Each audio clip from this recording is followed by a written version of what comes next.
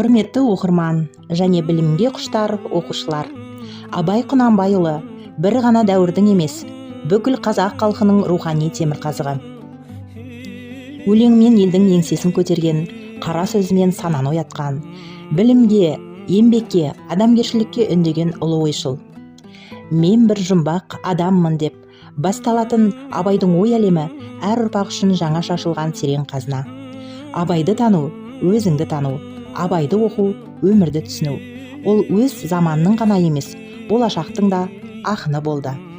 Ұлы ақын адам баласын толық адам болуға шақырып, ақыл, қайрат, жүрек бірлігін өмірлік ұстаным етті.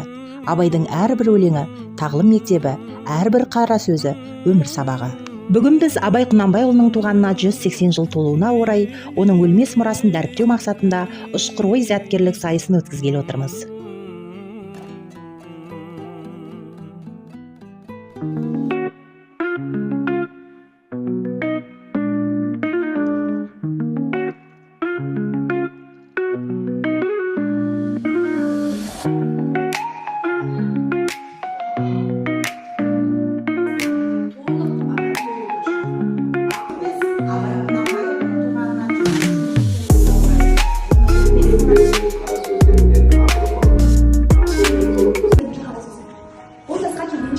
Жақсы өткіздік пе, жаман өткіздік пе, әйтеуір бір талай өмірімізді өткіздік.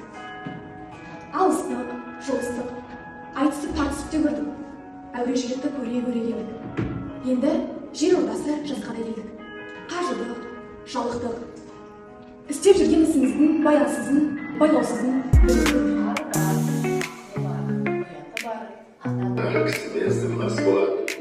Аның үшін өзге жолдағылардан бәрі келді.